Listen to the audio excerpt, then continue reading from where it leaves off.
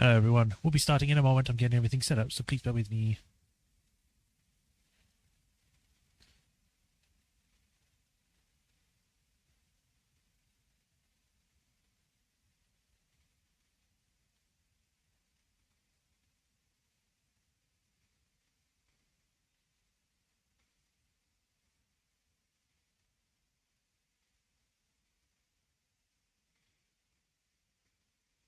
Okay, don't need these anymore.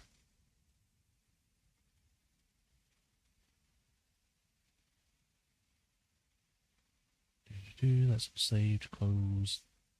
Connection seems to be good. Voice being picked up. I think we're good to go. So, let us begin. Hi everyone, welcome to another stream of the Great Ace Attorney Chronicles. Today we are continuing on where we left off last time, where we had managed to find Drebber and his secret workshop. He had a mock-up of the machine that we found on the exhibition stage. It was empty, so there was not much in it. We ended up going into the back room where we found that everything was upside down. He had hidden himself in a safe and he was looking for the code, which for some reason he wrote at the bottom of a chair. I don't know why he would do that, but he did. But then he almost blew us all up. We had to turn off the bomb, and then the second bomb blew up the exhibition stage, so we've lost the original machine, so we can't examine that anymore, unfortunately. So, yeah, great. But today we are going into the court case. We're going to see if we can find out what he knows, and if we can get our professor off the murder charge. I think that's everything, really. Oh, Gina has a dog now. The best boy. The bestest of boy. It seems as though, like, Ace Attorney at this around about this stage decided to be like, let's just put dogs inside the game as a second character. They did it for Spirit of Justice, and now they're doing it for today. For this game, for Chronicles. So, yeah. Anyway, we're going to see what we can get up to, if there's anything else here. So without further ado, let's rush over to the game screen and begin today. Hey, Raffotron.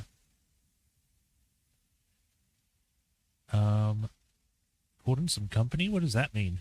We're going to have, like, mafia people in here all of a sudden?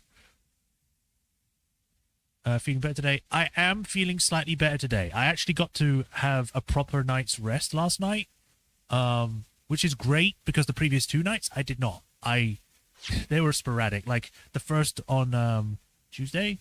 Yeah, on Tuesday, I barely slept. On Wednesday, I did sleep, but it was not restful at all, so it didn't really help much.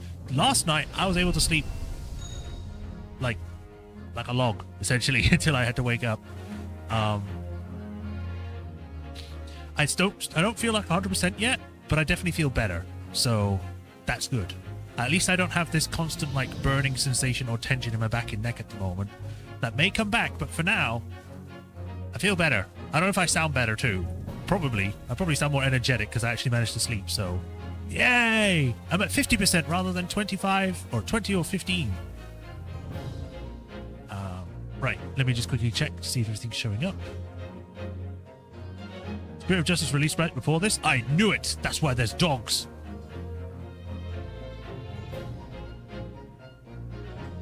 Okay. Yep, sounds picked up. We're good. So continue. I've got some water. I've got it right here.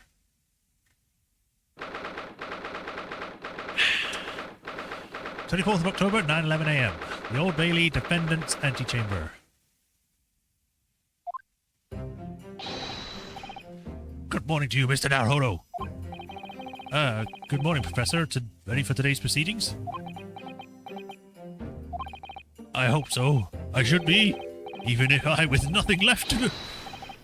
Good morning, my dear fellows. Oh, Mr. Sholmes, you're here. Why, naturally. A true gentleman stands shoulder to shoulder with his friends in battle at all times. Thank you. I really appreciate it. I'll see you later, then. Now, Professor, we really need you to remain calm in the courtroom today. He just shows up, we're like, oh, hey, welcome, then we go back to work.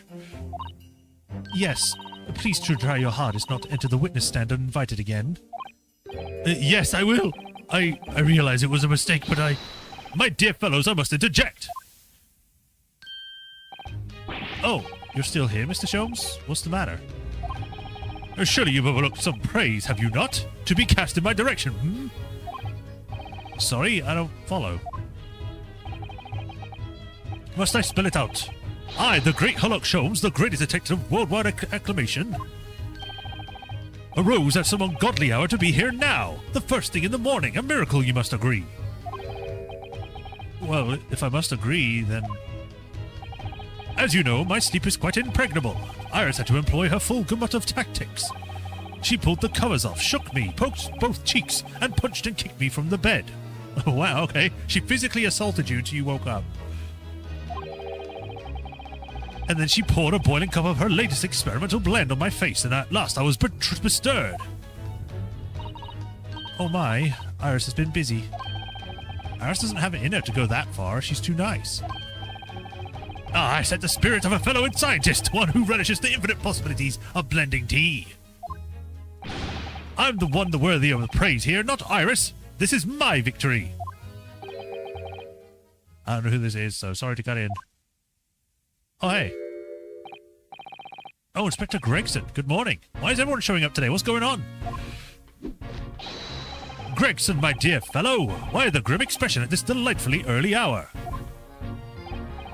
Oh, I don't know. Maybe because I've been confronted with a grimmer expression, eh? Dear me, are you going to take that insult lying down, Professor? What? I don't know. Well, I don't know. Poor Professor. Anyway, here's the paperwork you asked for.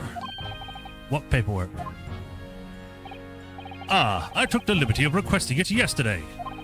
I have a feeling it may prove useful. You wouldn't believe the hoops I had to jump through, get this brought out of the archives. It's the Professor's autopsy report. That mass murderers? Who killed 5 members of the aristocracy? He was found guilty in a closed trial 10 years ago now. It was all done under wraps.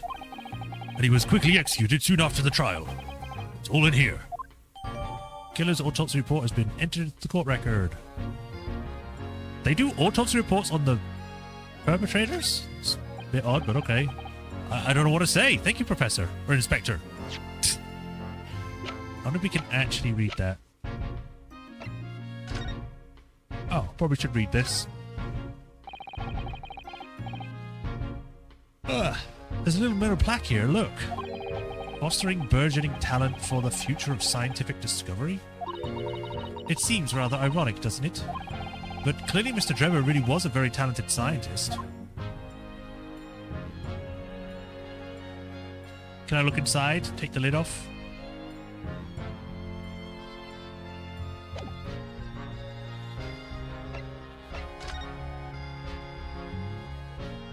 Ooh. This piece of glass is almost as thick as it is wide. Yes, I've never seen anything like it.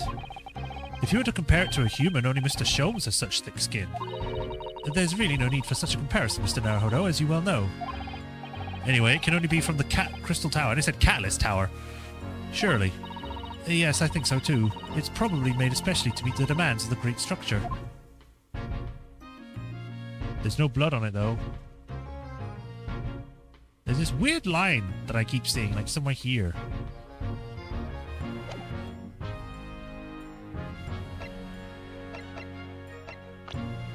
Oh, whoops.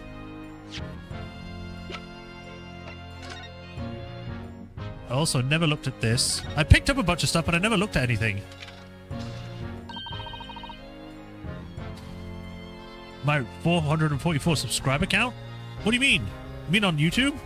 What happened? Have I lost people?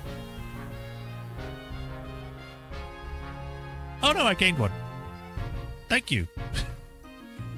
I wish that my notifications would take that in, but it only seems to do it for Twitch. But thanks for the subscribe. What a wonderful machine. You really love contraptions like this, don't you? Oh yes, anything mechanical I find absolutely irresistible. Almost irresistible, surely. Well, whenever I see a pocket watch, for example, I can't help myself. I simply have to take it apart. Is she just carrying around like a whole, like, tool bag so that she can just take things apart? That's worrying. Yes, Father tells me from time to time by the rumblings of his stomach now. He's giving up on having a watch. Poor Professor Mikotoba. There's blood on here. Look, Mr. Naruhodo. What is it? On the bellows, just there. There seems to be some very dark red stains. Yes, you're right. It looks like blood, actually. Oh my. I'm sure it's not what you're thinking. The details of the camera have been updated.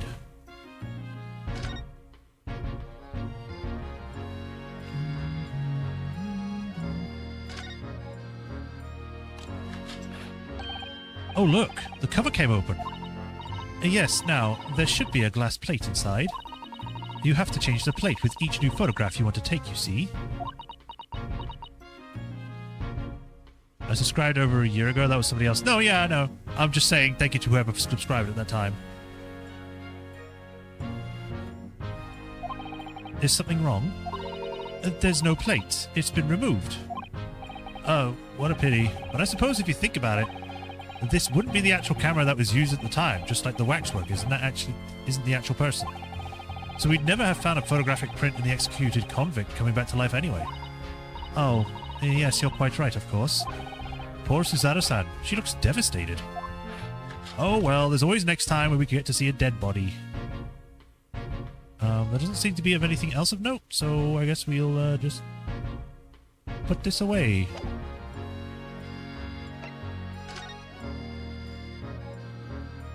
You may get to see 2 spells again today. That'd be great.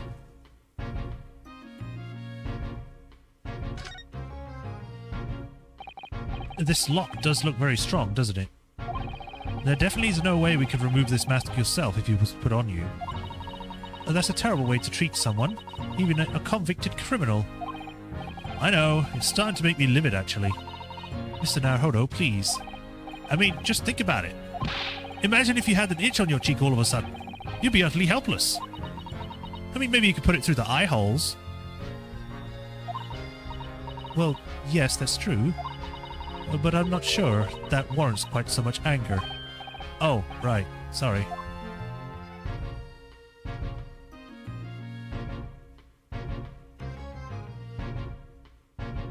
Is there not much else on here? I don't see anything else.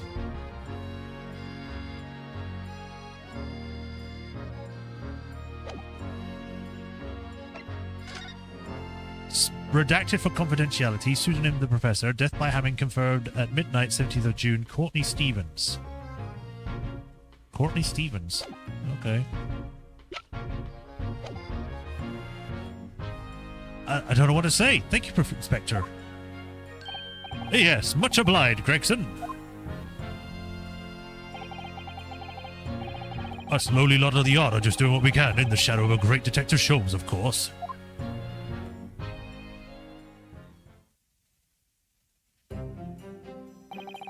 Oh, well then, Professor Hairbrain, this is it. Today we're going to lay all of this to rest at last. That's not you saying that, that's me. Never mind. I wish you the best of luck, Professor. I suppose he'll be there today, will he? Drebber? Yes, we expect the prosecution to summon him as a witness. I'm still amazed you managed to find him in just one day. I really owe both of you so much. Counsel and the defendant. The trial is about to resume. Kindly make your way to the courtroom at once.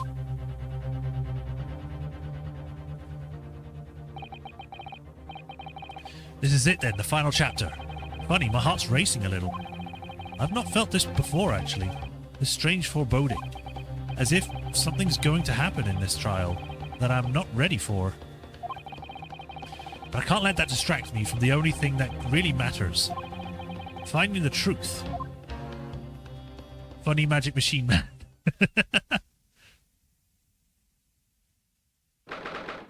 24th of October, 9:30 a.m.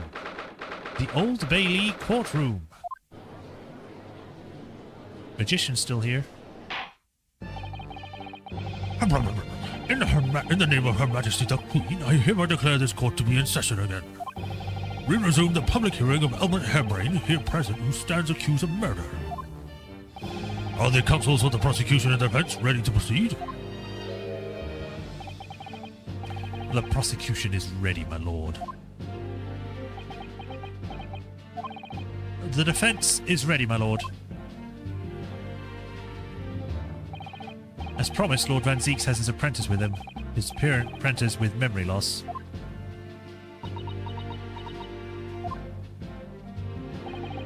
If I may, Lord Van Zeeks. Yes, my lord. There appears to be somebody standing at your side. Ah, yes, my apprentice and assistant. The prosecution believes today's proceedings will see complexity of this case rise considerably.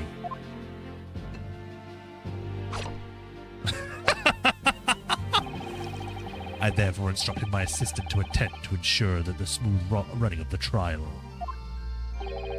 And the smooth running of liquid refreshments, by the look of it. But the way he holds himself, and the way he moves, it couldn't be anyone else. But he's still suffering from the amnesia, so there's not really anything we can do at the moment.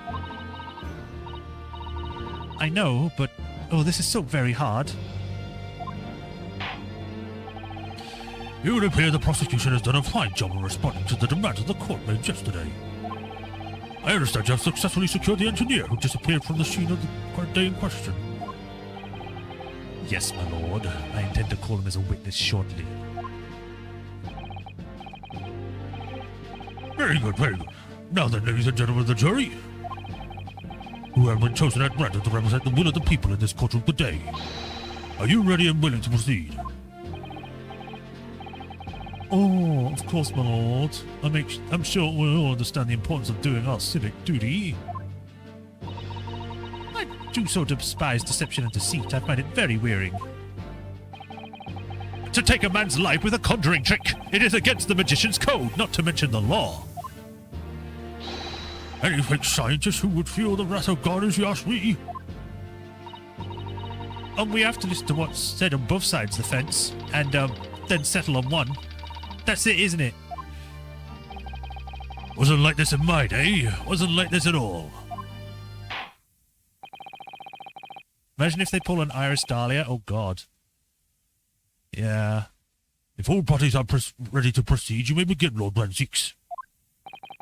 Before I do, my lord, there is a report I must read to the court. Yesterday at the Great Exhibition Grounds, the evidence of primary importance is in this case. The super high voltage instantaneous kinesis machine which was installed in the experimentation stage was deliberately destroyed in an explosion affected by an unknown person or persons. It was what? Oh. An explosion? This is an outrage.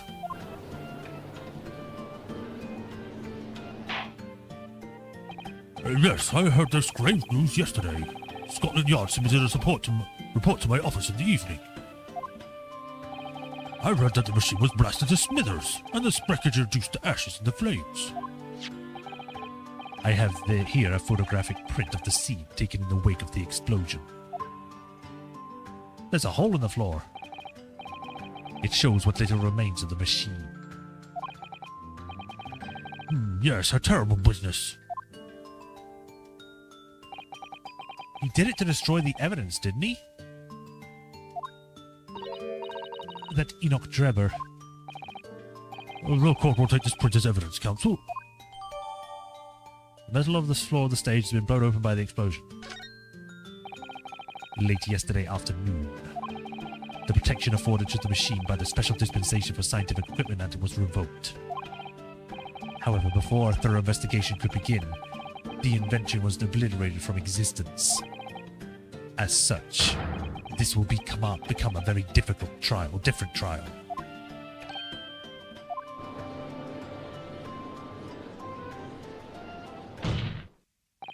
As it stands now, with no evidence on which to draw meaningful conclusions, The authenticity of the kinesis machine will remain forever in obscurity. Indeed, a most unfortunate state of affairs. However, one thing remains clear. The victim's death was the result of the actions of the accused. Of that we can be certain. For it was the accused himself who was operating the machine and whom ultimately caused its loss of control. Objection! As Lord Van Zieks rightly says, this is a very different trial now. The accused accepts responsibility for his part in the events that transpired. He acknowledges that Mr. Asmund died as a result of the accident caused by his machine's malfunction. However, unbeknownst to the Professor, he was being deliberately deceived by a pair of very clever fraudsters. Names, counsel, if you please. The engineer, Mr. Enoch Drebber, and the victim himself, Mr. Odie Asmund. So what exactly were these two men up to behind the defendant's back? The defense intends to expose that information, thus establishing the unequivocal innocence of the defendant.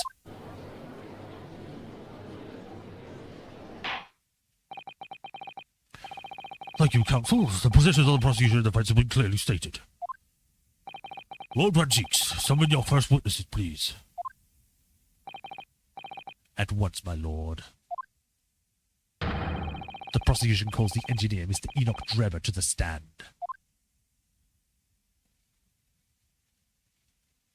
Robot Man!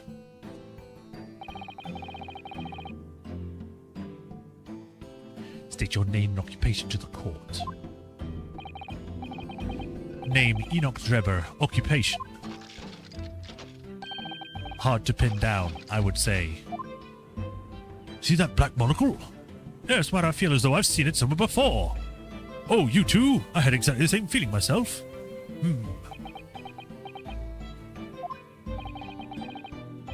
Your file indicates that you're currently being investigated in connection with another case. The theft of a waxwork model, is it? A most extraordinary sounding business. But that has no bearing on this trial, I assure you. Cleave it from your mind. You're familiar with the public experiment carried out at the Great Exhibition some days ago. The accused super high voltage instantaneous kinesis demonstration. Yes, you could say that. I am aware of it. There was a terrible accident, wasn't there? It was you, Mr. Drebber, who constructed the vast machine used in the experiment. So our investigation indicates. Can you confirm your involvement? Yes, I constructed it in precise accordance with the blueprints, but that's all. And the court would be very interested to hear your thoughts about the machine, I'm sure.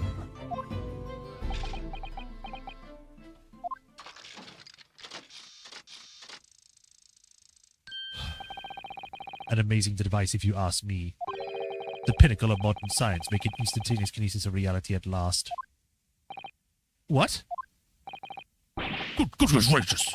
Do you mean to say that the experiment was bona fide? Is that what you believe, sir? Or is that your belief? Yes, that is very much my belief. Such a waste that it blew up. Objection! But we've already established the machine was nothing more than a prop for an elaborate conjuring trick. Objection!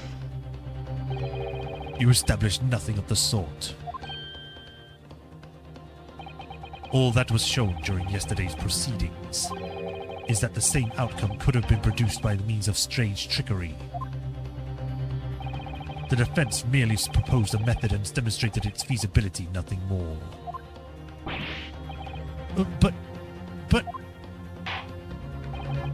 We've procrastinated long enough, I feel. Witness, you will now give your formal testimony about the machine that you constructed for the purpose of the demonstration at the Great Exhibition. Understood.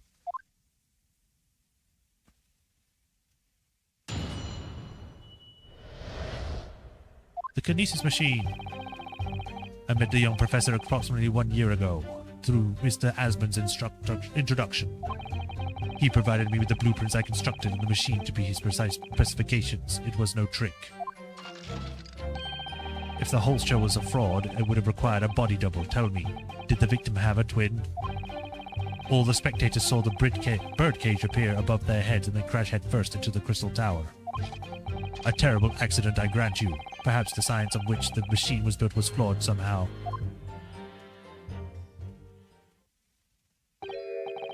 A body double? That goes without saying, surely. Ow. My shoulder. To give the impression that someone had moved, when in reality it hasn't, is a basic conjuring principle. The deception cannot be achieved without substituting the original with a fake at some point in the performance. But would it be right in saying you haven't managed to establish anything along those lines?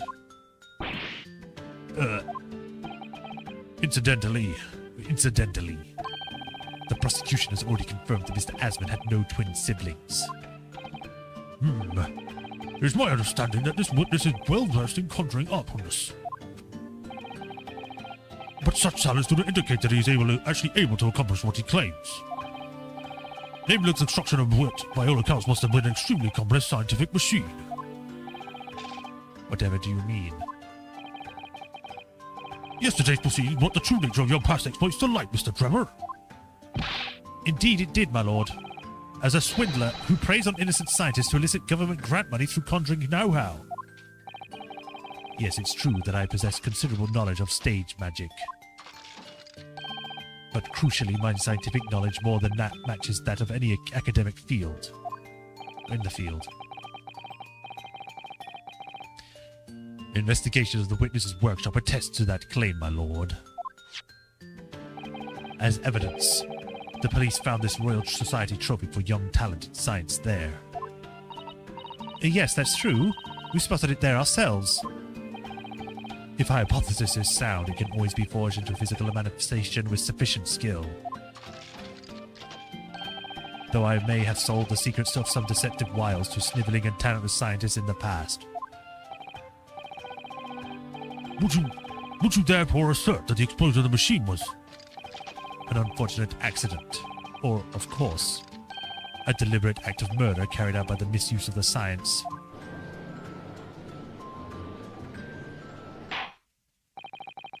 Counsel for the defense, your cross-examination, please. Yes, my lord. You wouldn't really need a look-alike? Yeah, just something to swap out.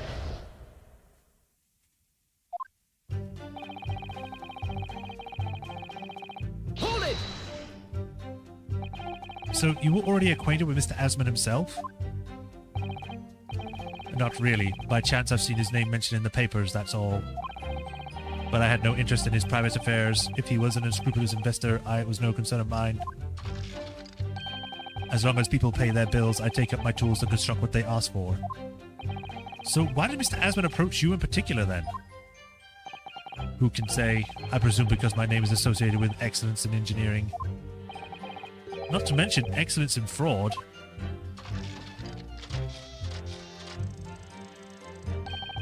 Hard to gauge, but the point is, all I did was construct the machine according to the blueprints I was given.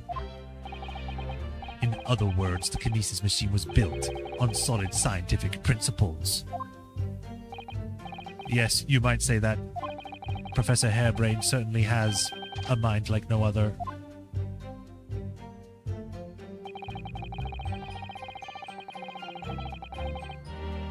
Hold it! It's clear that you have both scientific knowledge and knowledge of conjuring magic, however. The more knowledge you have, the better equipped you are to handle whatever comes along. But your implication is that I furnished the machine with some trickery, I think. It's a possibility that we have to explore. Unfortunately, though, the machine has been blown to Kingdom Come. So there's really nothing left to explore, is there? It appears that the kinesis machine was fitted with a timed explosive device of some kind. And there's nothing left of the device either, not a single shred of evidence remaining, I hear. He must have planned all this from the outset. But in any case, it's abundantly clear that the experiment couldn't have been a trick.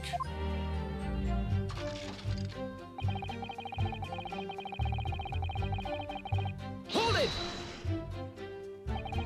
course, that's it. Mr. Asmund was a twin. Objection! Perhaps my learned friend wasn't listening earlier. Mr. Asmund had no twin siblings. No, I heard you before, but the shred of hope hadn't quite left me. And the demonstration could have been a trick if there was somebody who looked sufficiently like the victim. But Dr. Scythe absolutely ruled out that possibility. It is beyond question that the victim himself, Mr. Asmund, did move from the stage to the Crystal Tower. The fingerprints found at the scene attest to the fact. So it can't have been orchestrated using someone who looked identical to Mr. Asmund then. What are you thinking, Mr. Naruhodo? Oh, no, nothing. Just that the idea of someone who looked identical to the victim is playing on my mind.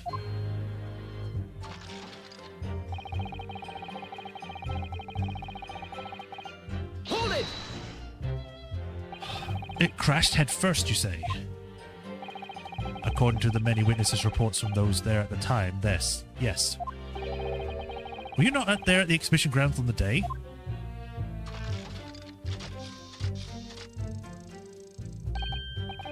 Unlikely. I rarely leave my workshop. Yet another of your unique inventions was found at the scene.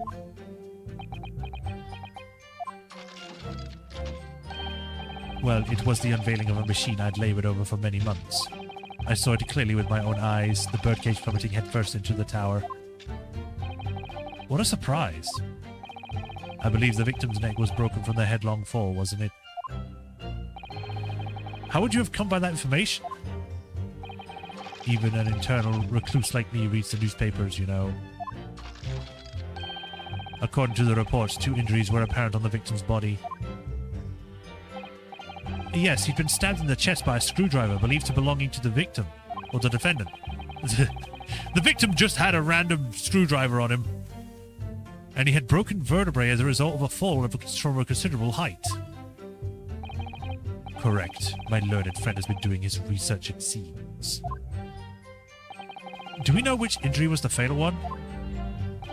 Sadly not. Forensic science is not yet at a level where such things can be determined. What we do know is that the victim died having sustained both injuries at some point during the experiment. And since he was found in the birdcage with his neck broken, it's obvious that he fell from a considerable height. I suppose that's hard to deny.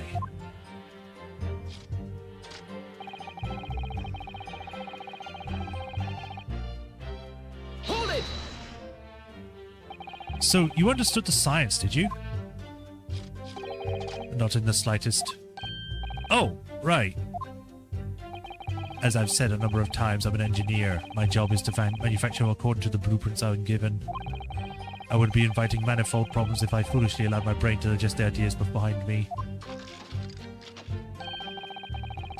I could be accused of stealing those ideas, for example. But how is it possible to construct a machine without really understanding the principles it relies on? It keeps doing the robot! Well, you're practicing law without really understanding the principles it relies on, aren't you? A very good point. Stand up for yourself, Mr. Naruhodo. The point is, the experiment resulted in instantaneous kinesis taking place. As such, the science must be sound. Yes, and really, experimental results are all that matters when it comes to proving a hypothesis. He's certainly very sure of himself. What do you think, Mr. Naruhodo? Well, now that the machine has been completely destroyed by yesterday's explosion, it's going to be impossible to argue its authenticity one way or another. But if we were unable to establish that it was a piece of stage trickery rather than genuine science, we will have no grounds on which to demonstrate Professor Harebrain's innocence. Both Mr. Asmund and the man in the stand tricked the professor and used him. They took advantage of his naivete and his unbending belief in his work, and I won't let them get away with it. And seeing as the professor is an old friend of Lord Van Zeek's, what on earth must be he feeling towards Drebber? Right. Asmund's introduction. Blueprints that construct the machine to his precise specifications. It was the whole show that was a fraud. Did the victim have a twin?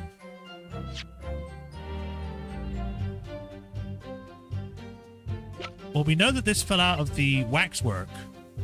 So the thing would have had to have been there at some point. I don't know if I'm supposed to present this, though. Objection! Nope. Odious man. Spitting! That was the wrong option. You failed.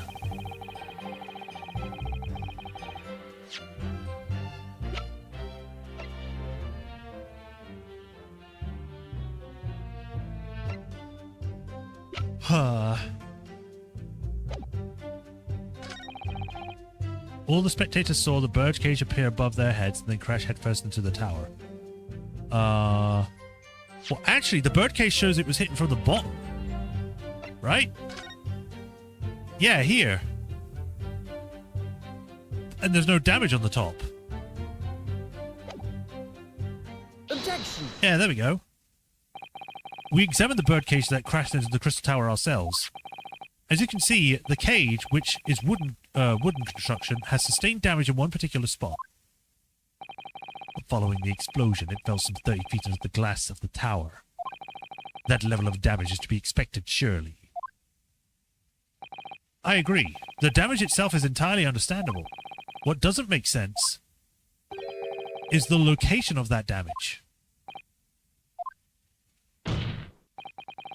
All the breakages in the wood are at the base of the birdcage, not the top. What are you saying? Right, that's the opposite of where they should be. That's right, my lord. The birdcage that was the scene is damaged at its base. So we have reports of the birdcage falling headlong into the crystal tower, yet the damage is at the bottom. The only way to reconcile these two facts is to accept that there were two bird cages in play that day, which were at some point switched. Switched during what wasn't a scientific experiment at all, but an elaborate piece of stage trickery. Gah.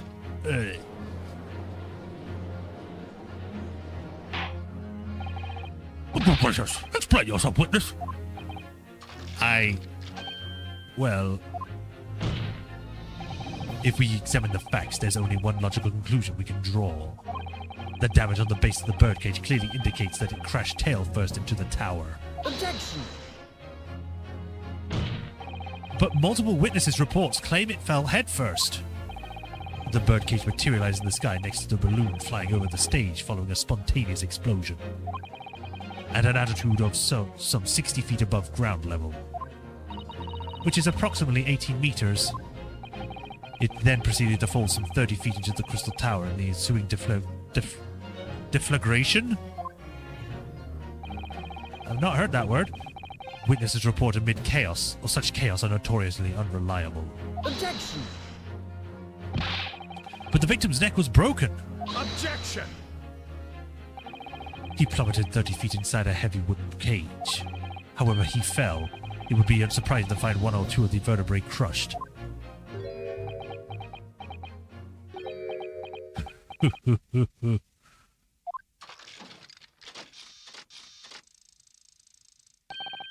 A riveting scientific analysis of events from the prosecution there.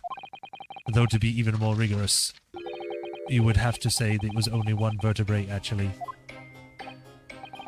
He wasn't quite for long, or quiet. I find it hard to see what's motivating Lord Van Zieks. This witness is clearly a swindler and one who deceived a personal friend of his. If you're going to establish this deception, do it right. Sorry? I feel like that's the undertone here. Ah, yes, there's one more point. The defense appears to have forgotten. It obviously wasn't a trick, as a certain truth very plainly demonstrates. What? It seems to me that the cross-examination had better continue to resolve this matter. Mr. Drebber, you will amend your testimony with details of this troop. Of course, we must treat the matter scientifically after all. Ugh, I nearly had him there.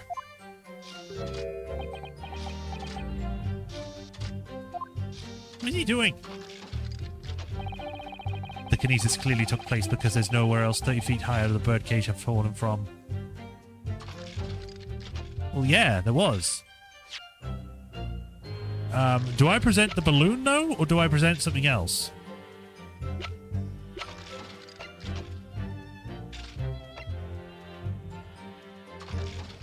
Objection! No. You might be able to do a little part of the next part today. Okay. We shall see.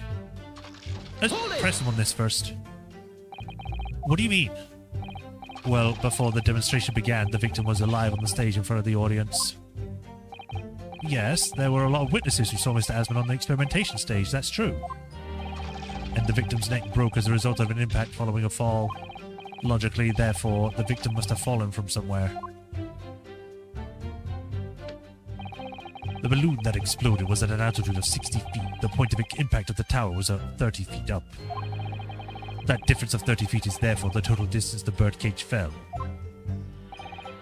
And there's no other location from which the cage could have fallen that distance if it hadn't dropped from the sky. Ergo, the victim himself must have been beamed from the stage into the sky above the crystal tower. Trenchant scientific analysis. Dear me, every time I hear it explained, it sounds increasingly plausible. Oh yes, it's all very well thought out. Certainly all the spectators on the day saw it. The birdcage plummeted 30 feet through the air, I mean. Irritatingly, yes.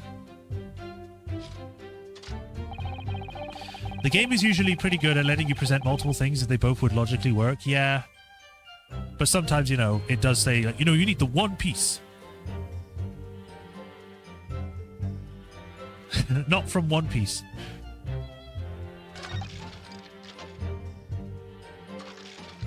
There's got to be something here that I have to present.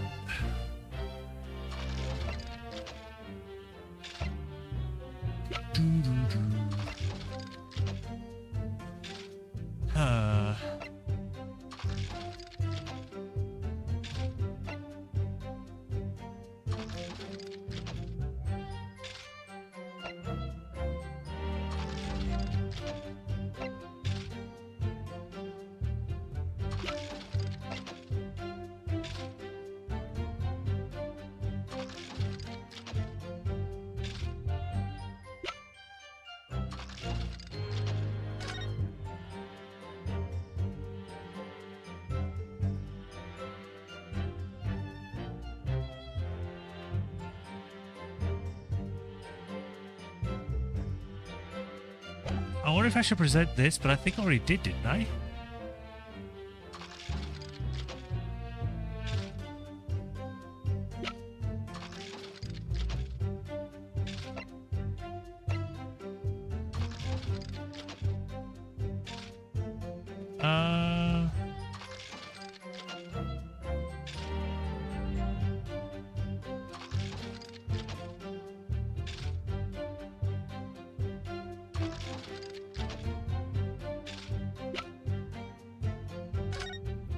Just in case I didn't.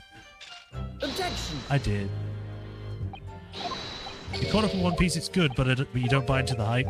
Alright. I mean, I'm not interested in One Piece. I don't think it's good. I tried watching it like a while ago, but then I think that was only the 4Kids version. You know, yayo, yayo. Dreaming. Don't give it up, Luffy. Dreaming.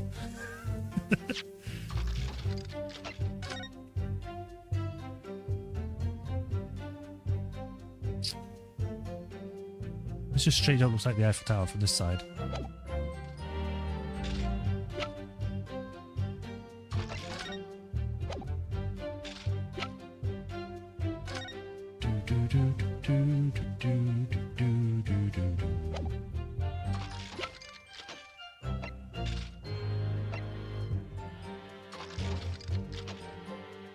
I mean, maybe the experiment sketch would work. If that's what you're talking about. If you're talking about a diagram, I'm not asking for help at this point, but because you've already said it now. I mean, maybe. Objection! this is a diagram of the experimentation stage and its surroundings.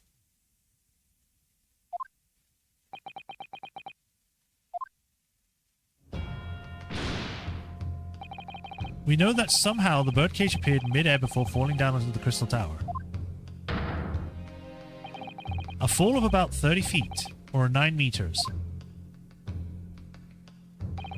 However, if you examine the diagram carefully, you'll see that there is one possible location from which the birdcage could have fallen. The same distance of the 30 feet. No.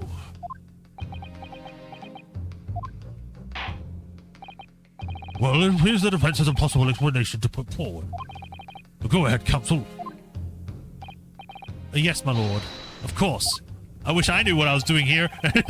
I'm just like, okay, this actually worked. You will indicate the place to which you are referring to on the same diagram. The alternative location which the birdcage could possibly fallen the requisite 30 feet.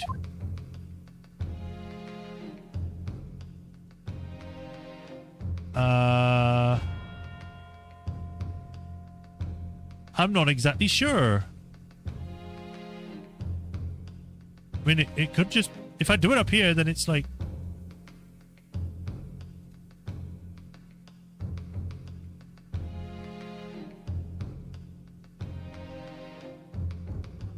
This isn't, 30 feet tall.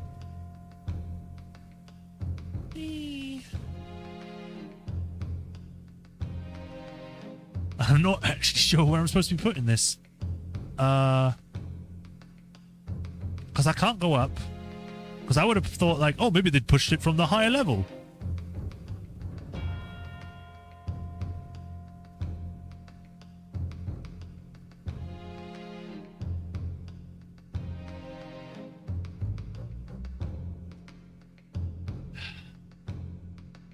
Like, I would have thought that it would allow me to select one of the balloons, maybe, but I'm probably missing something very obvious because this is not something that I thought of, so I might just be not remembering something that was obvious that I should know. Please please forgive me. I'm sick.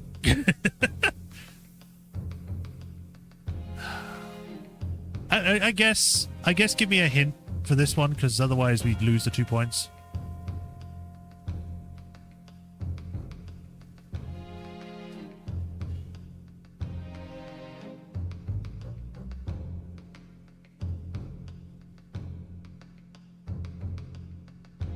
Or a refresh from my mind, so then I at least have an idea.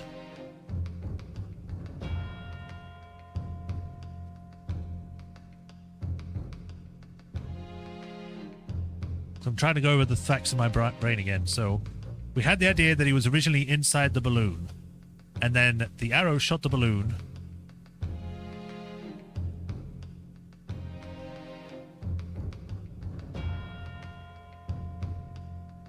Oh yeah, that was the trapdoor on the stage. I guess Take that! the place I'm referring to is here. But that's where the birdcage would have fallen to begin with. Which is exactly the point, my lord. Yes, the birdcage was in the machine on the stage. But what we must also consider is the height of the stage itself. Go on, counsel. It turns out the experimentation stage was built at a considerable height above ground level. If you look at the diagram, in fact, you'll see it's about the same height above the ground as the balloon was above the crash site.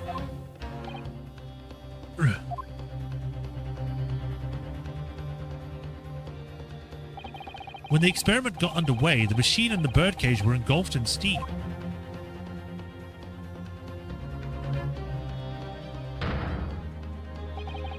At that moment, the floor of the stage gave way, and if you assume that there may be a void underneath, this birdcage and the one seen by the audience would have fallen almost exactly the same distance.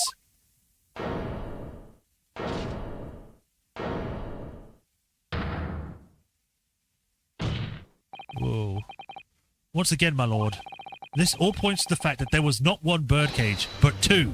Objection! My learned friend has no evidence that the stage had been such a contrivance in its design. Someone is responsible for the criminal destruction of the Kinesis machine itself, it's true. However, the stage still stands. And take a moment to look at the photographic print of the scene following yesterday's explosion. Yeah, I remember I just didn't think about it. I was like, wait a minute. Now, of course that makes sense. Because if there was just a hole there, then yeah, whoever fell from that height is a 30-foot. You'll at least get severely injured from that kind of fall. Good lord, the metal drawer that formed in the floor machine is undone. Yes, most likely blown open by the force of the explosion that destroyed the rest of the machine. The defense calls for the space below the stage to be investigated immediately.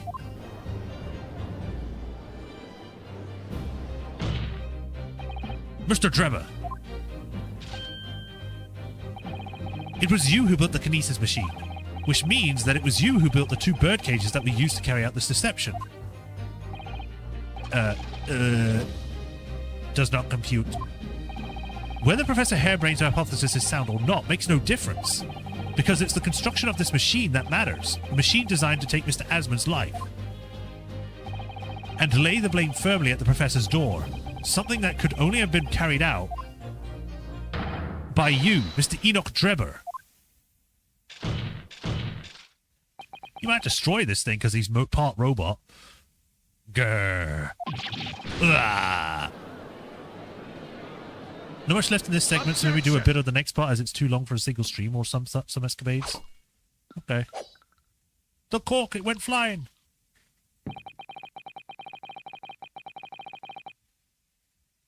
If my learned friend has reached the end of his wild assertions. It just immediately smashes it.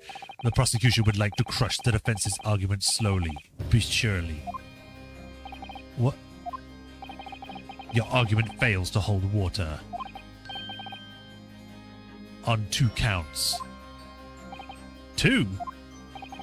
Firstly, before and after the experiment, this witness went nowhere near the Kinesis machine. Every relevant number of staff from the exhibition has attested to that. And I believe members of Scotland Yard have also been on watch to the every public experiment. In other words, Mr. Drebber had no opportunity to switch the alleged pair of bird cages. Objection! But I've already explained why he wouldn't need to. The nonsense with the crossbow that doesn't bolster your case at all. The man who disappeared from the stage and the man who crashed into the tower are one and the same. The forensic investigation team's report is unequivocal on that point. And the second flaw in your assertion is a distinct lack of motive. Why would this man have wanted to take the victim's life? He had no reason to do so. A motive? Do I have to think of everything myself? Yes. The justice system just does not work unless you can think. I have here a contract provided by the witness. On what casuals is this, Lord Radzeeks? The contract into which Mr. Drebber entered in with the victim, Mr. Asmund. It reads, Mr. Drebber is to receive 30% of all ruminations from the government grants to or other income. 30%? Certainly very favourable contractual conditions. But there was one very important provision bolted into that clause. What provision? Mr. Drebber may only uphold this right on condition that both contracting parties are alive. In other words, if either of us were to die, the contract would become null and void. So you see, I had nothing to gain from Mr. Asmund's death. The diametric opposite, in fact. Need I say more? The witness had neither an opportunity nor a reason to commit the alleged crime. In short, the possibility of Mr. Drebber having done as you suggested is nil. Bit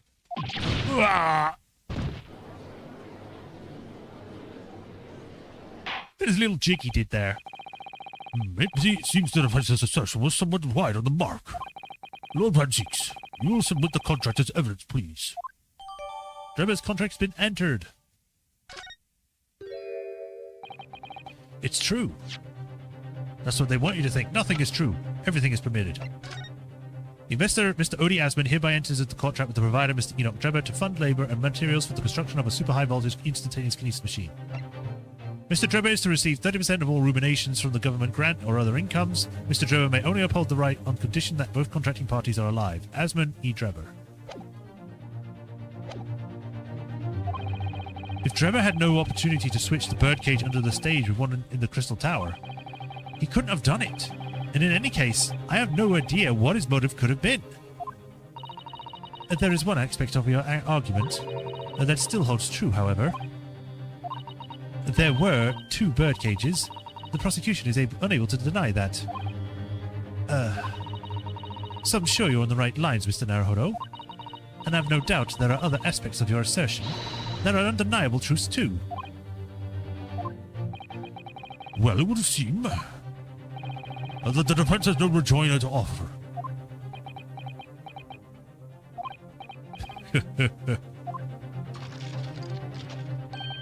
Well, I must say I'm a little surprised. I came here to testify about the machine I built, and instead my reputation is defiled. But the prosecution's counter has set the record straight, I think. It is impossible that I am the culprit. Objection! Who could have said that? At the beginning of this trial, we believed that there was only 1 birdcage. Yet now we know there must have been 2. In other words, there was more to the demonstration than we realized at first. I think it's abundantly clear that the same applies to the culprit. Get to the point. The stage demonstration was constructed and set up in its entirety by you, Mr. Drebber. Therefore, it's inconceivable that you had no hand in the events that transpired. He's so angry. So if circumstances mean it's impossible that you could have carried out the crime yourself, it points to the fact that someone else was involved. Someone else? Counsel, are you suggesting... Yes, my lord. Mr. Drebber had an accomplice. Objection! An accomplice how? Or accomplice now? Well then, I presume you're prepared for what is to come. Now that you're accusing not only this witness but someone else of the most serious crimes. If these accusations turn out to be false, then make no mistake. The prosecution will demand an equally serious punishment for your slander. Well, counsel, do you intend to pursue this course and formally accuse another party of involvement in this matter? What do I do here? At the moment, this is little more than a hunch on my part. I don't know for sure if Drebber had an accomplice, or even if he really is the culprit here. One way or another, though, I have to make my position clear, as a lawyer, and as a man. So what's my stance going to be? Did Drebber have an accomplice or not? Save. Now, my assumption is that he didn't. Or he did, sorry. He did with Asman. But Asman would want to kill himself. The defense is ready to name Mr. Drebber's accomplice. Somehow the 2 bird cages must have been switched. Everything points to that. Yet, according to the coroner's report, that's not a possibility. But that inconsistency itself is a clue. Counsel, My lord? you have received a start warning already, if you nevertheless determined. And then I must now ask you to identify which of the alleged accomplices by name. So, your answer, please. Who do you claim to have been Mr. Drebber's accomplice? It was Sherlock Sholmes, of all time. Take that! Who is this person? Someone intimately related to the crime, my lord. And someone you surely wouldn't say you don't know. Yes, thank you. I'm aware of the person, obviously. On what basis do you claim criminal's involvement? You surely wouldn't say you don't know, would you? Okay, so I was wrong. I'm sure you simply slipped up and pointed to the wrong person, didn't you? There's no other explanation. No slip-ups this time, please, Lord Counsel. Who do you claim to have been Mr. Drebber's accomplice? Is it really going to be 2 spells?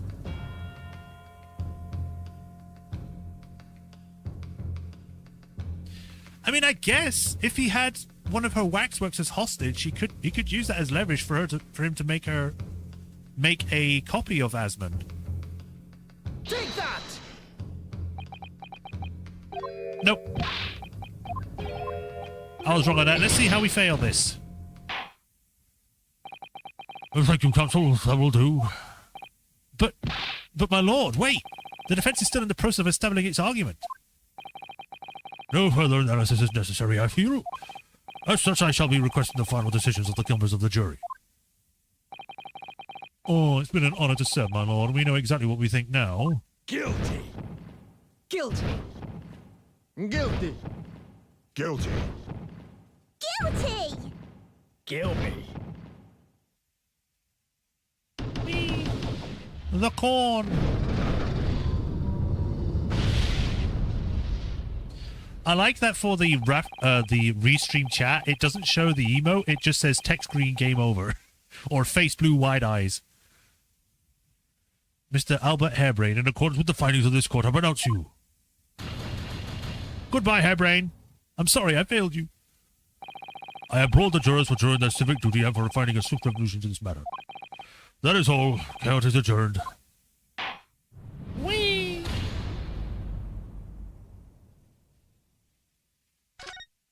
Now, where is this going to put me? Baseball white cap out. I appreciate that it did it here. Okay, so if it's not you, and it's not you...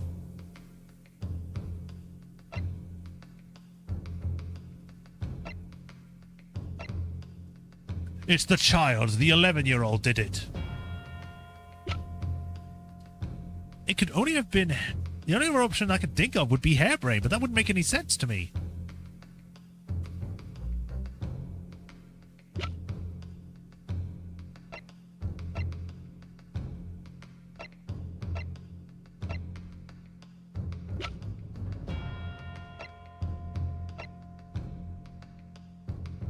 Oh well. Take that! Nope. Maybe the balloon guy then.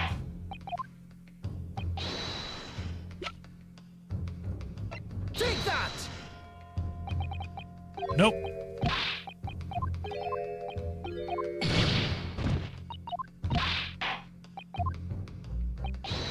Is it going to be a case where it's like it's Enoch Drebber, so it's like there's 2 of him?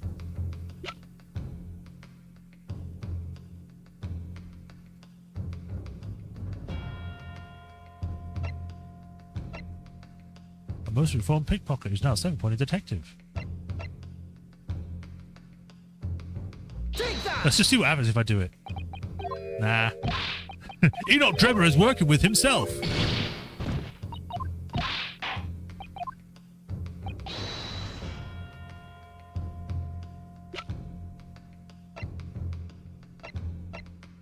So we'll go over who we've done so far. We've done Mr. Asmund, we've done Harebrain, we've done 2 spells, and we've done Enoch himself and the Balloon Man.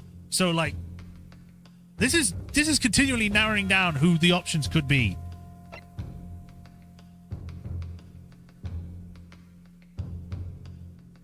Just on a whim, let's see. Take that!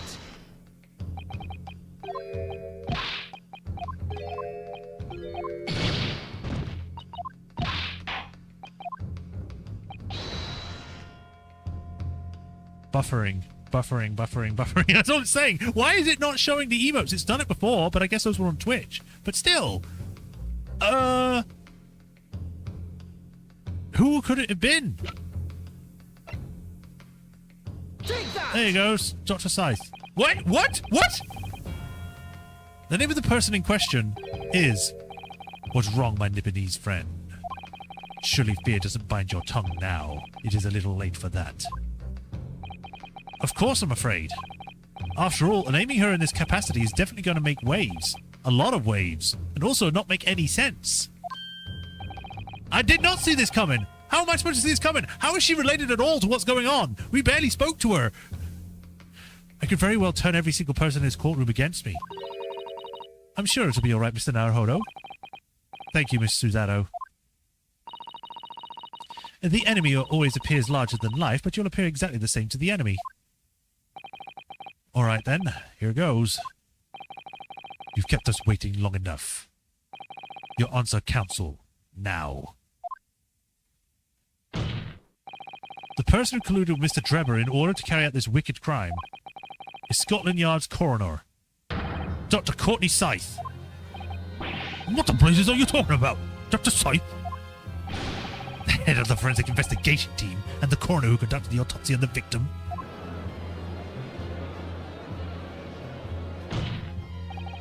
We know that there were 2 bird cages, so who could have carried out the switch to complete the illusion? The accident happened in front of a huge crowd of spectators, and the area was immediately sealed off. Then everyone, police officers included, were banished to make way for the forensic investigation team. What else could have occurred? It can only have been in that team's presence. Oh, I guess, thinking of it that way, yeah, it would make sense that that would be the only really suspects then.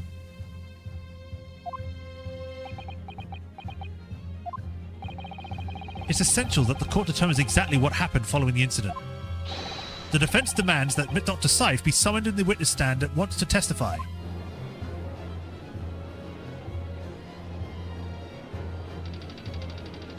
He's just asleep. You got a nerve, lad. Standing up there, dragging the Yard's name through the mud. I didn't mean to. I know the woman very well. There's no better dead room worker out there. How dare you call her a criminal? My learned friend's imagination appears to be wilder than the East End at night. But the recklessness of your accusation aside, there's another grave problem with your argument. One which the prosecution demands you address at once. As a grave problem? Oh my word. Who do you claim acted as the victim's doppelganger?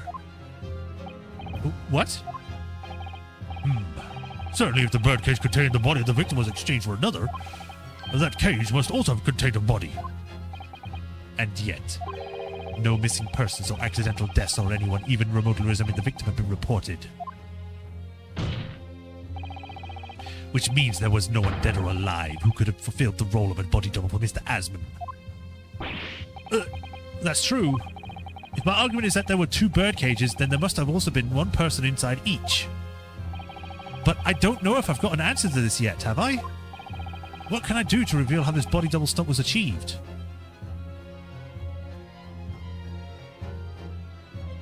I guess I could present evidence because we do have that glass.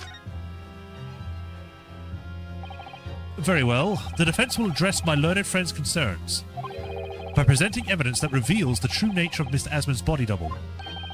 Good gracious! Evidence? I do hope this isn't filibustering, counsel. The court is expecting a name.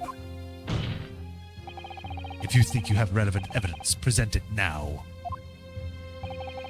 The body double and the bird cage were hiding inside that balloon that was floating above the stage, which means that any witnesses would have only seen them from 60 feet away. So who was it that appeared out of that explosion, some 18 meters above the spectators? Aha! The body double inside the second bird cage was... Right, it's either going to be the glass piece or it's going to be the head, but I'll do the glass piece. Take that! Well, probably something along these lines, I think. Objection! Then let's see what happens to that piece of evidence when dropped from a great height. Whilst within your grasp, of course.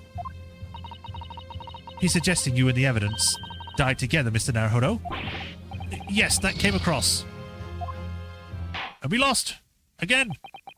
Thank you, counsel. But I'm still doing things. I wish I could skip. There's a little bit of roundabout of an explanation. I mean, we could say, well, there was this body that we found that had a piece of glass in it. Guilty. So Guilty. that leads to assume that this mannequin was at the scene at some point for some reason. While I wait for this, I can actually go check Twitch very quickly. At the scene, at some... Shut up, me.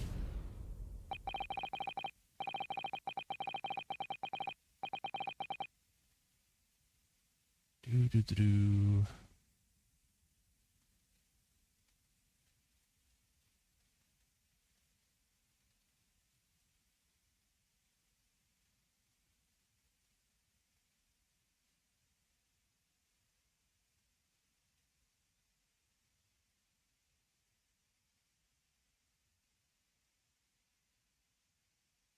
No, wrong button. There we go. I see what you're going for, but that would be proving it was there. You need to prove that what was there. Yeah, I get that.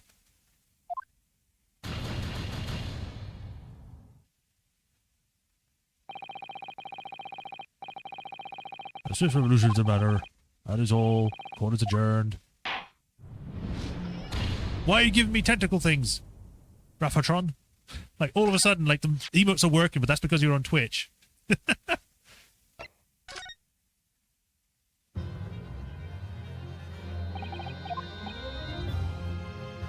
I guess I'll just name someone. Very well. The defense will address my learned friend's concerns by revealing the identity of the person who acted as Mr. Asmund's body double. Be my guest. Give us a name. The body double and the birdcage were hiding inside the balloon that was floating above the stage, which means that any witnesses would have been seen from 6 feet away. So who was it that appeared out of the explosion, some 80 meters above the spectators? Aha! In place of Miss Asmund in the second birdcage was... Now, I either present her or I present Mr. Asmund again. But I'll do her. Take that!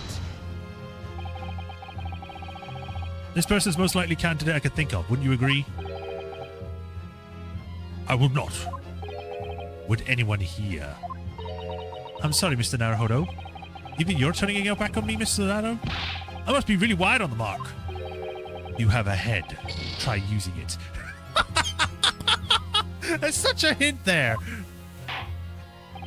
I must ask you to reconsider your answer, Counsel. But I don't know if I got an answer to this yet. Okay, so this time it actually makes me re-choose, which means I was on the right path.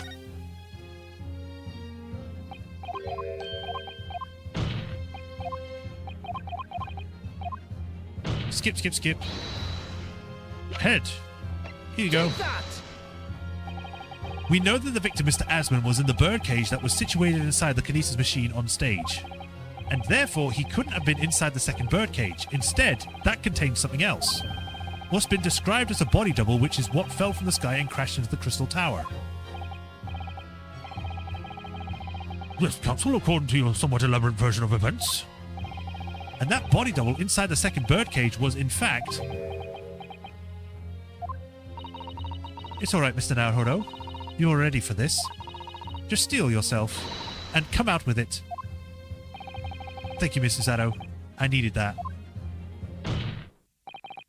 As I was saying, the body double inside the second birdcage was, as unbelievable as it may seem, that thing there. Where'd it come from?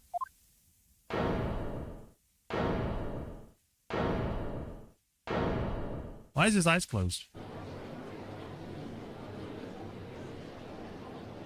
So, did he just somehow get this out of nowhere? Open your eyes and look into mine, Mr. Nipponese friend.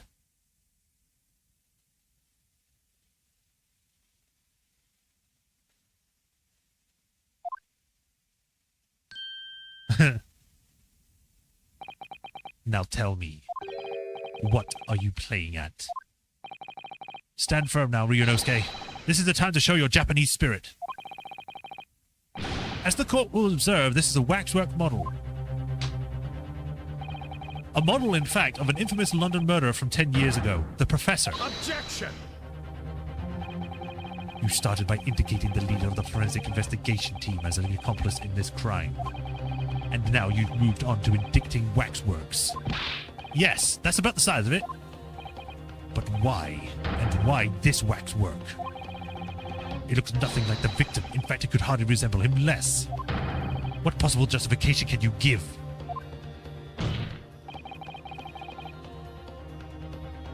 Hey, Saroon, welcome. If you want to know why, ask Mr. Drebber. How long have we been going for? About an hour and 16. I don't mind ending early when we finish this part because I gotta go do something after this, so let's see how far we can go. What? Just days before Professor Harebrain performed his public demonstration, Mr. Drebber abducted this model from Madame Two Spells. Did you just say abducted? About 2 days after the incident at the Great Exhibition, he returned it to the museum. Then the timing. Is this true, Mr. Drebber?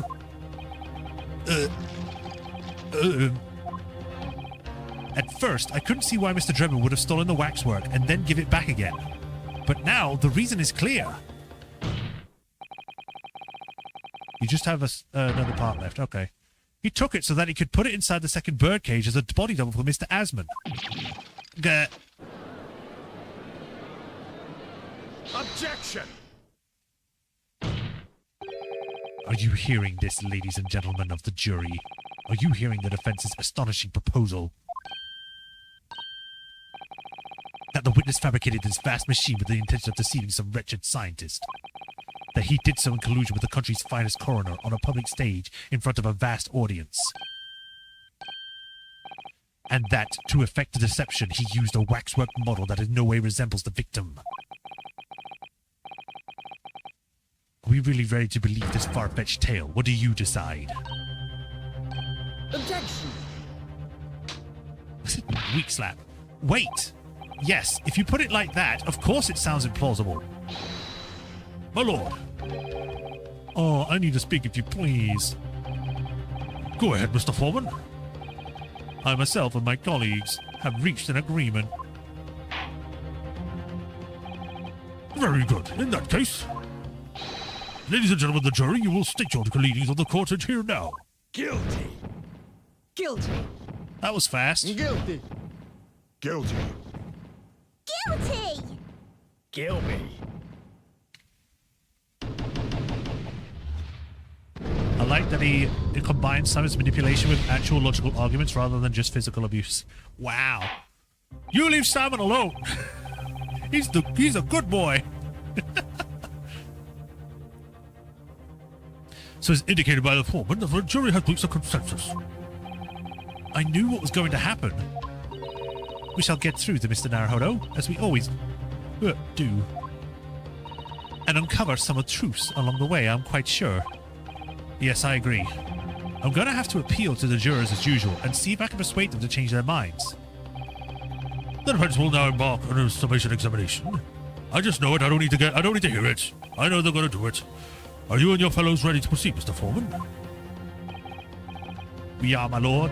We got a little song. We are, my lord. There we go. Very well. In that case, I must ask you now to state clearly for all present to hear the grounds on which each of you have decided that the defendant is guilty of the crime of which he is charged. I bet one of them is going to be, I don't like him. He's just crazy. Judicial findings. The jurors' contentions. I've known that woman for years. She'd never be an accomplice or anything. It's utter nonsense to think that two would ever be conniving with each other. Oh dear, this is most troubling, but surely the waxwork this man stole is nothing to do with the coroner, is it? I have had many troubles with the members of the police, and I do not trust them much. I've seen no rigorous proof that his waxwork ever had been inside the birdcage. It's conjecture. Accusing someone without right evidences? He's not a proper job, is he? I won't have it. Somewhat unsurprisingly, it seems the introduction of this waxwork model to the proceedings has polarized opinion. Given that its the face is obscured and its build in no way resembles that of the victim. can only applaud my learned friend's temerity at the suggesting it was Mr. Asmund's body double. Yes, the applause is deafening. And yes, I know it seems extraordinary. But that's the point. That's why I have a strong feeling it's actually a greater clue than anyone yet realizes. What are you thinking, Mr. Naruhodo? I can't explain why at the moment, but I feel as though there's a specific reason why it was used, why it had to be this model. Really? A reason why nothing else would do, you mean?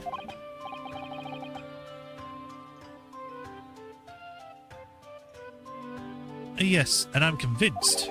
It's something far more significant than whether or not this model looked like the victim.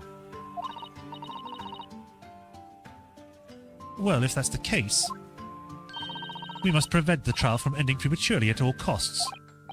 Yes, I agree. Yes, agreed. That's me. Sorry about that. I have to find a way out of this. If you are ready, Counsel, you may proceed with the examination. Yes, my lord.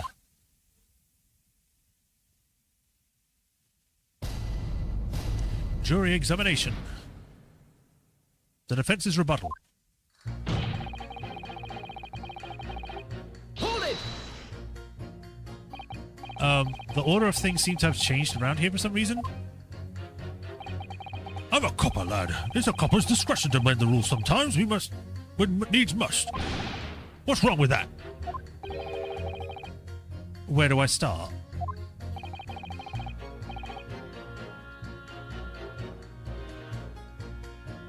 I've been working at the yard for 40-odd years. Thank you for the blessing. That's even more than I thought. We've only had a Metropolitan Police Service in town for 70 years now, you know. Of course, times have changed. The police didn't trust coppers back when we started. It was rough. We had to fight crime, and we had to fight to win the public's trust as well. And win we did. Forensic science was in its infancy too, even more than it is now, and she spearheaded the revolution. Did Dr. Scythe, you mean? Oh, that's right. About 10 years ago now it was, when I was still a youngish bobby from the beat. That's when she started making a name for herself as a top-class coroner. And now look at her, head of forensics investigation, seems. And a woman, no less. Well, you won't hear me complain. It's what we dreamt of all back then, I tell you. Could you tell me without holding that gun in the air? We were all to uphold justice, lad. Full of vim we were, full of vim. That's coming across loud and clear.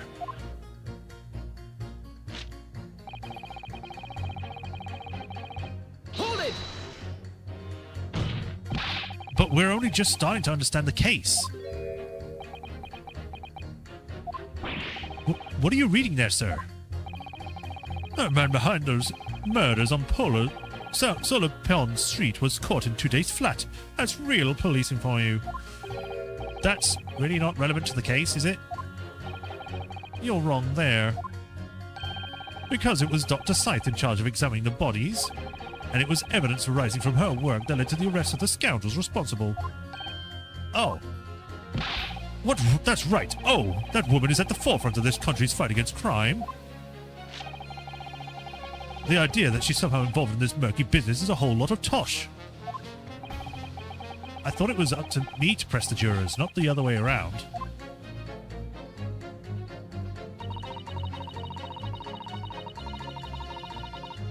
Hold it! Why would you assume that? Well, quite simply because the unsettling swindler was no relation for the women. Or with the woman, does he? True, as it stands we don't know any connections. Oh gosh, but it would be delightfully romantic if they were to have somehow have a mutual interest in waxworks. Romantic? A woman of society such as myself views everything in terms of relationships, you know. Well, you learn something new every day, even if you don't want to. One might wonder about a possible relationship between the defendant and this coroner woman. Or perhaps between the defendant and the handsome prosecutor just there. This woman may be more astute than I've been giving her credit for. If that was the woman's stance, then perhaps demonstrating some connection between the waxwork and Dr. Scythe would be enough. Yes, I agree. As soon as we have even a whiff of a connection, she'll be the first to know.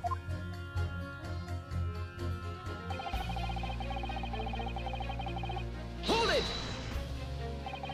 What sort of problems? Let's just say we have run into each other on numerous occasions when I've been performing on the street. Oh, whoops. Right, I see. Obviously, artists such as myself cannot appear on stage as we work in cross proximity with the studio audience. Studio audience, I nearly said. So we have to perform our great magic in parks, on street corners and the like. But the police use any excuse to make our lives difficult. Excuse me. Do you have something to say in response to that, Mr. Automole? What are you calling a mass murderer? Sorry, my mistake. I got confused because I heard you look like him. I don't look anything like the man. You want to get looked up, sonny? Thanks, Mr. Sholmes. Perhaps we could move on. I was really wondering if you had something that you wanted to add in response to what juror number 3 just said. And clearly you do. Back in my day, back in the good old days, it wasn't like this. What was like it, sir? Or what was it like? We worked our fingers to the bone to earn the public's trust, we did. And by Jove, we earned it. People respected us back then. I respected you, No one would call a coroner into question in them days. A coroner's report was the hallmark of investigation done right. Especially when Dr. Courtney Stevens put her name onto it. She was the best of the best, and the apple of the force's eye. Hold on a minute. What are you talking about? Who's Courtney Stevens? Sorry, you got a bit carried away there. Stevens is Dr. Syve's maiden name. Her maiden name? So that was before she was married. She's married? I didn't even know that. Oh, of course, yes, silly me. It's Dr. Syfe now, isn't it? Stevens. I'm sure I've seen that name somewhere recently. Anyway, the point is, those were great days for policing. Not like now. Sorry to interrupt, sir. But do you think you could change your statement to include the name? Well, yes, I don't see why not. Well, we found our connection. Do.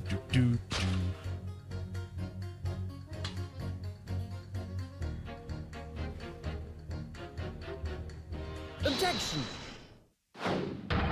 Those two statements clearly contradict each other. Good gracious. Two statements to who would you prefer, counsel? So, juror number 2. Oh gosh, me? What can I do for you? I presume that you heard what juror number 6 said in his statement.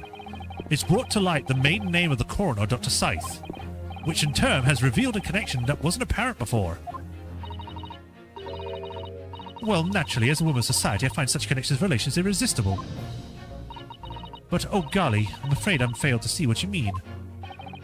Dr. Scythe's maiden name is Stevens, and through that name, the coroner is very definitely linked to the waxwork of the killer.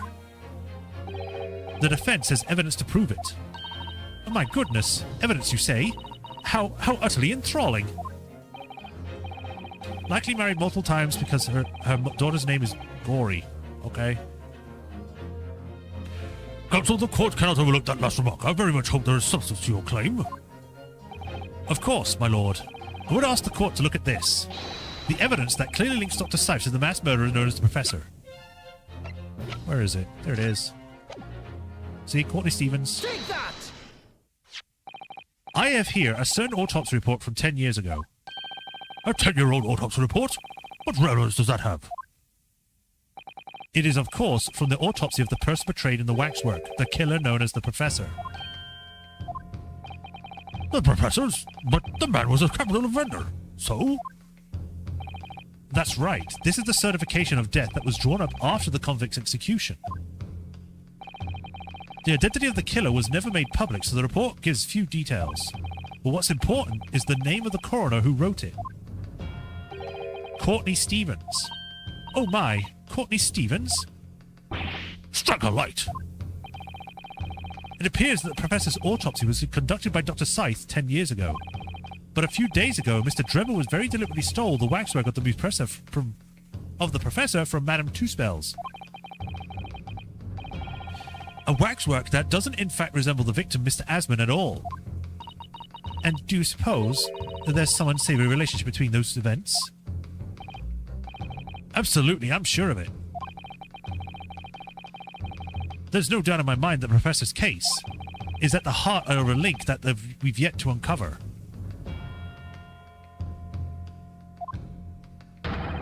Between Dr. Courtney Syfe and Enoch Drebber. Hidden links, mysterious connections, secret relationships. That is all most extraordinary. We're surely obliged now to explore this further. She's a gossip. She's into those types of manga. Oh, quite right. We can't leave this trial come to an end now. Not while there's cloud of this suspicion hanging over the yard's best corridor. It wasn't like this in my day, but we're still here to uphold justice in the end. Boom. That's 2.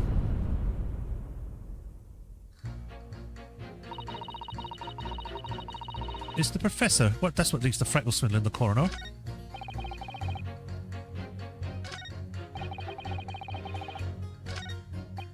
Oh, whoops, didn't mean to go that far. I meant to skip it. Stop it! Right. Press. So that we can actually hear his whole conversation this time. But the police use an excuse to make our lives difficult. Sometimes they even look up a story to extort monies from the poor. Well, that's definitely not right. Yes, and it is why I say that it's for you. If you trust the police, you will have trouble. But here you are, claiming this waxwork model was a stolen and star in an illusory spectacular. The idea is so wild, I think I'll have to take my chances and believe the authorities on this occasion. And this is how the public at large views Scotland Yard, is it? Our own police force in Tokyo is not even 20 years old yet, is it? But perhaps we should view that, what happened here in London, as a measure of what happened at home. Yes, like a Scotland Yard stick. I wonder how a policeman would feel listening to the way this juror speaks about the force. I'm sure he'd have a word or two to say in response. That's a hint to what we would have done anyway. Hold it! But you claimed that the whole instantaneous kinesis demonstration was a trick. That I did, but there's more than one way to pull a rabbit out of a hat, isn't there? Sorry. Oh, excuse me. Pretty sure number 2 is meant to be Gaelic or Irish, given his official name. It's fine, whatever. She's not going to be here for long anyway. I grant you, given that this cage appeared to form amidst an explosion, there had been no need to use a real person. But if a waxwork had been used, the culprit could at least have the decency to make it look like the victim. I'm not sure exactly how much criminals are governed by decency. The point is, if you're going to make a claim about that waxwork being inside the birdcage, you need to give us some evidence. Without that, it's just not science. I suppose we would have expect nothing less than from the logical explanation from a fellow of the Royal Society, but that perhaps means his mind could be changed if we somehow manage to present suitable evidence. Evidence that the Professor Waxwork was inside that birdcage. Huh. Can I produce that or not? I can! Actually, I have something I'd like you to see, sir.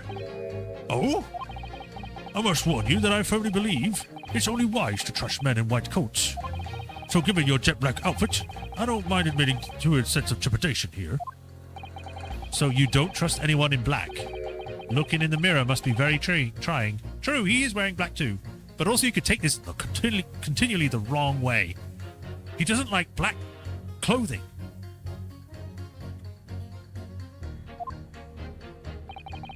I do have some evidence that proves the waxwork was inside the birdcage, namely... Take that! What's that? A piece of glass? I thought it's unusually thick for glass. Yes, it's a piece of broken glass that we found inside the jacket of the waxwork. As you say, it's not ordinary glass though. It's very thick and clearly made of extra strength. Or for extra strength. Much like the special glass that was developed for the construction of the Crystal Tower. The crystal... Holy smoke! Exactly. The centerpiece of the Great Exhibition where the very incident we're talking about took place.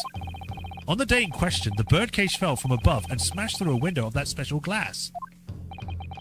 From whence this small piece of originated? Is that it?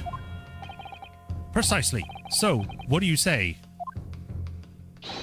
Now that the clear evidence in support of the assertion has been placed before you. Well, as I said, I only trust men in white coats as a rule. However, when the reasoning's sound, it's fair to say colour shouldn't come into it. In light of what you've shown me here, yes, I feel obliged to change my position on the matter. In that case, juror number 4, you will amend your statement now, please. The presence of that piece of glass gave me a little doubt that the wax was indeed inside that birdcage. Accuse someone without evidence, he's not proper job, is it? I won't have it.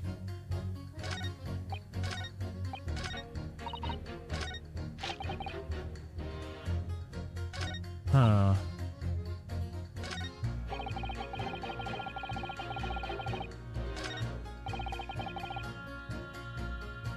Hold it! You do not need to click me again, please, no. No bully. Thank you for reconsidering your position, sir. Your words are misplaced, boy. My opinion is governed by logic and science and nothing else. But yes, science is where you should direct your words of gratitude.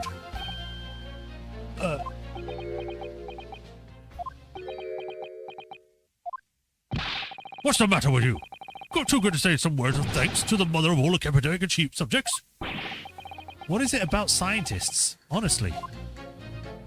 They're all weird. Hold it! I've got to ask, why have you brought that corn into court with you? Colonel Cobb, he's a bit growing back on the farms, picked him off on the way over into town. He's a proper nibbler, he is. Yes, the nibbling seems to be taking quite a while. Maybe it could wait until after the trial? Ooh, I don't like the sound of that. You need colonels at times like these. Whenever I'm somewhat big to decide, the colonel's always got me point in the right direction, see? You're talking about your cob of corn? Nibble, nibble, nibble, guilty bubble. Nibble, not guilty out. Nibble, nubble, guilty bubble. Nibble, not guilty out. Nibble, nubble, guilty bubble. Nibble, not guilty out. I don't need to keep reading this, do I? Why do you keep saying it? Perhaps it's akin to fortune-telling with flower petals like people do back home. So Professor Harebrain's fate is to be decided by a cob of corn? Could you not at least wait until you've heard more times of telling the truth before deciding on the defendant's guilt? Ooh, I don't know what to say about that. My tub's already full. Full already. Amazing. Ha ha ha. I know it seems a little far-fetched to think that the waxwork model of the professor was in that birdcage. But on the other hand, it explains a lot. If there's really a reason as to with that particular waxwork had to be used in Mr. Asmund's double, we must do everything we can to make the jurors understand it. The truth is, I'm sure that's the key to this, but it's the most puzzling part of it too. In that case, you should see what additional information you can glean whilst trying to change the jurors' minds. If you can read a book whilst eating a rice cracker, Mr. Naruhodo, I'm sure you can do this. Right. Yes. Is that a hard skill?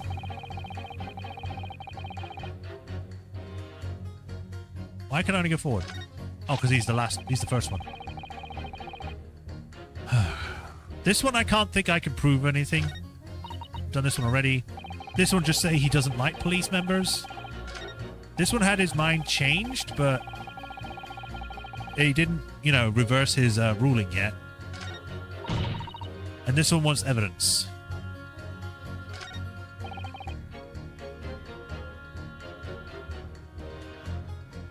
I guess this would count. Objection!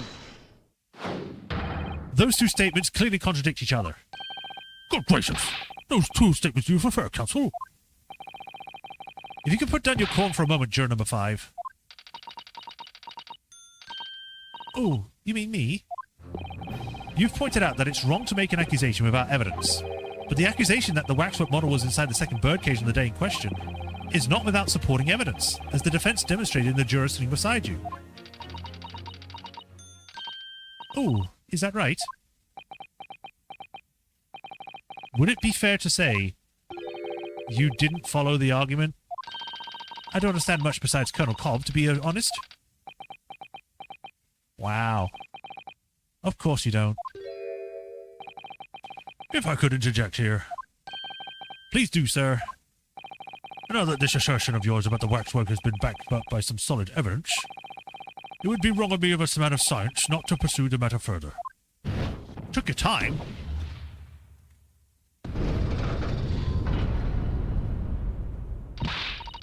Ah, well, me too then. Sorry? If this brainy gentleman says he's right, then it must be. See, I wouldn't dream of going against Colonel Cobb or any others who's got stuff in between their ears. Woo! I'm half expecting her to use the Cobb to actually slam the table instead of the base. Success! If you can call it that. Thank you, Counsel, that will do. As a result of the summation examination, the jury's overall leaning has changed. 2 jurors now call guilty, 4 against 4 who call not guilty.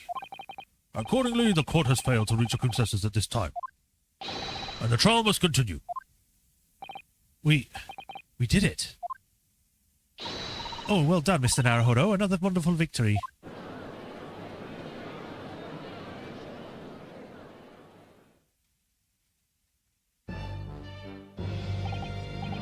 I waxwork at the despicable professor, used as a body double for the victim in this quite extraordinary case. I must say, it's extremely hard to believe the assertions could possibly be true. However, it would appear that it does at least warrant further investigation. It's the waxwork the professor that links Mr. Drebber and Dr. Scythe. And I'm convinced that there's a special significance to that link. I don't know what you're hoping to prove, lad, I really don't. The truth is the truth, sir, by using evidence and testimony. If the court is to delve deeper into the alleged involvement of the waxwork in this case, then the prosecution calls for the owner of the model to be summoned as a witness. The owner? Madame Two Spells. I really thought that Lord Van Zeeks would object to this whole line of inquiry. Very well, I concur. Make arrangements for Madame Two Spells to appear as a witness, with immediate effect. Listen carefully, my learned friend. Oh, yes? You should know that you're on the brink of opening Pandora's box. Sometimes, but though, you have to open the box in order to get to the hope. Or something. To get to the truth, maybe. The court shall adjourn for 45 minutes. During that time, the prosecution will summon the new witness and prepare for her taking the stand. Madame Tuspells, yes. I shall see to it at once, my lord. Woo! Oh, man. And now we have to wait for Dr. Scythe. You get the feeling that Dr. Scythe is Emma's great-great-grandma? I think you mentioned that last time. So, yeah, I kind of, maybe. But then that would mean that she's related to a murder, or someone that tried to murder someone else.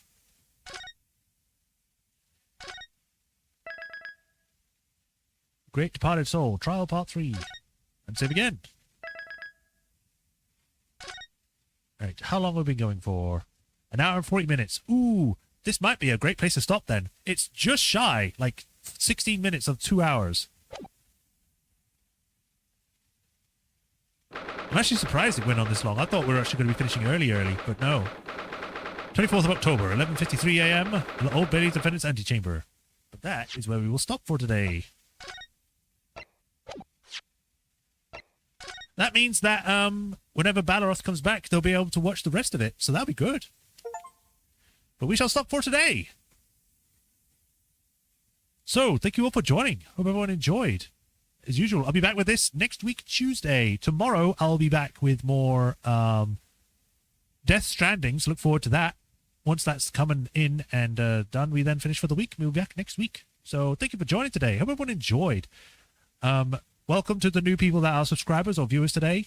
Hope you all enjoyed and will stick around in the future because, yeah, more viewers is great. I mean, Lana was complicit in several crimes. I mean, yeah, but she was cool. But yeah, we shall pick this up next week. I'll be back tomorrow with Death Stranding, so look forward to that. And Thank you for joining today. As usual, if you have not already, like, follow, subscribe to the bell notifications so you know when the next stream. If you want to support me, it's Patreon on tips. Tips show up during stream. They show up like, you know, like tips do, like when other people stream. Depending on how much you get, like a special notification, all that kind of things. That'd be cool. But if you become a patron, you get invited to the patron list where I give you a shout out every stream like I do here. This is the patron list. And I give you a shout out every stream like I do with Hirukuni, the Soulmaster 37, and Raffaton 2000. I thank you for the continued support. I greatly appreciate you all. And we proved that the waxwork was used in a murder. And the waxwork came to life and killed everyone. The person you mentioned didn't show. Oh, that's fine. As long as some people showed up, that's great. But yes. We shall continue this next week. I'll be back tomorrow with Death Stranding, so look forward to that. And until then, y'all take care. Have a nice rest of the day. Thank you for joining, and have a good rest of the day. Bye, Raffatron. Bye, everyone else. Y'all take care. Hopefully by tomorrow I'll be better, even more better, now that I feel like I'm starting to come out of whatever else going on. But yeah, until next time, y'all take care. Bye. Bye, everyone.